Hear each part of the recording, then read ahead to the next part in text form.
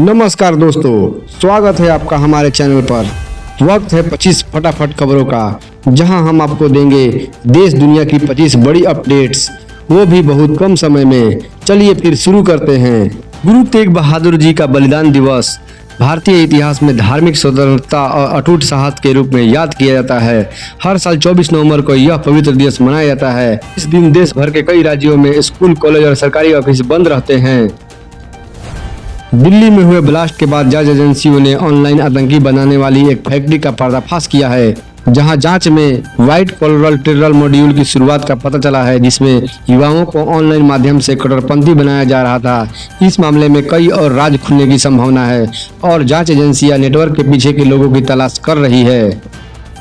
दिल्ली में हुए धमाकों की जांच में सुरक्षा एजेंसियों के एक मल्टी टेरर हैंडलेट नेटवर्क का पता चला है।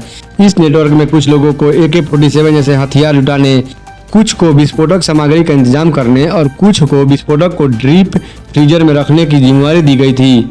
एजेंसियां इस नेटवर्क के अन्य सदस्यों की तलाश कर रही है। ऑपरेशन सिंदूर के दौरान पाकिस्तान को गलत जानकारी फैलाने पर फ्रेंच नेवी के फटकार लगाई।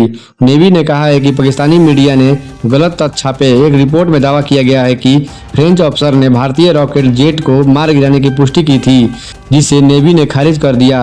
नेवी ने कहा है कि अफसर का नाम गलत बताया गया और आर्टिकल में मनगढ़ंत बातें हैं।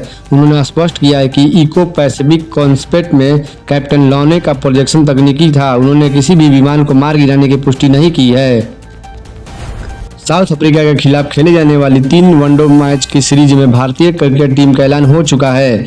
शुभम गिल इस सीरीज में नहीं खेलेंगे, उनकी जगह KL राहुल को टीम की कप्तानी सौंपी गई है। कनाडा अपने नागरिकता कानून में बदलाव करने जा रहा है, जिससे हजारों भारतीय मूल के परिवारों को फायदा होगा। नए नियम के अनुसार विदेश में जन्मे इस बच्चे को नागरिकता मिल सकेगी यदि उनके माता पिता कनाडा में कुछ समय तक रहे हो। SC टेस्ट के तहत माता पिता को बच्चे के जन्म से पहले लगभग 3 साल कनाडा में रहना होगा। भारत ने सरकार को 2026 तक ये बदलाव लागू करने का समय दिया है। भारतीय बैडमिंटन खिलाड़ी लक्ष्य सेन ने ऑस्ट्रेलियाई ओपन 2024 के पुगरू कल खिलाफ फाइनल मैच में चीन के ली शिफेंग को हराकर इतिहास रच दिया। मुख्यमंत्री धामी ने लक्ष्य सेन को इस उपलब्धि पर बधाई दी और उनके उज्जवल भविष्य की कामना की। यह जीत भारत के लिए गर्व का क्षण है। राजद नेता सीमा कुशवाहा अपने ट्विटर के कारण चर्चा में है। उन्होंने राजद की हार पर दुख व्यक्त करते हुए कहा है कि वे बर्बाद हो चुकी है। उन्होंने रिश्वतखोरी और परेशानियां पर भी अपनी राय रखी। बीते चुनाव में उन्हें टिकट नहीं मिला था, लेकिन उन्होंने खेसारी लाल यादव के लिए प्रचार किया था।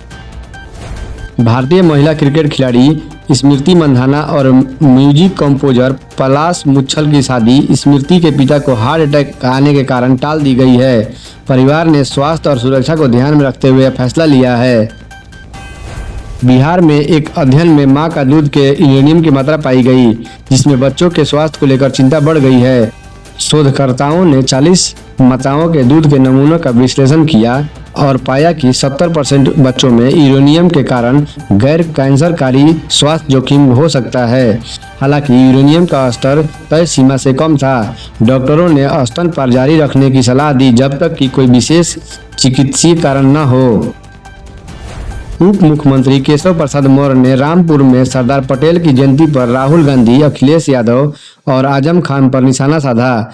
उन्होंने कांग्रेस पर वोट चोरी का आरोप लगाया और कहा कि 1971 में इंदिरा गांधी ने भी ऐसा किया था। मौर्य ने आजम खान के जेल में जाने पर कहा कि जो जैसा करेगा वैसा भरेगा। उन्होंने सभी से SIR में हिस्सा लेने का आह्वान किया। मुख्य न्यायाधीश BY गवई ने रिटायरमेंट से पहले आरक्षण, कॉलेजियम और न्यायपालिका की स्वतंत्रता पर बात की। उन्होंने SC/ST आरक्षण में सब क्वालिफिकेशन की वकालता की ताकि सभी लोगों तक पहुंचे। उन्होंने क्रीमी लेयर को पहचानने की जरूरत पर जोर दिया और कहा कि सरकार को इस नीति पर बनानी चाहिए। जस्टिस गवई ने बताया कि वे रिटायरमेंट के बाद सामाजिक कार्यों में भाग लेंगे। उत्तर प्रदेश में मतदाता सूची पुनरीक्षण के दौरान लापरवाही बरतने वाले 60 शिक्षकों का वेतन रोक दिया गया है। साथ ही 352 बूथ लेवल ऑफिसर का कार्यों में लापरवाही बरतने पर FIR दर्ज कराने की चेतावनी दी गई है। अधिकारियों ने बताया है कि यह कार्रवाई कर्तव्यों का पालन न करने के कारण कर गई है। चीन अपनी समुद्री शक्ति बढ़ाने के लिए एक विशाल तैरता कृत्रिम द्वीप बना रहा है जो परमाणु हमले को झेल सकता है।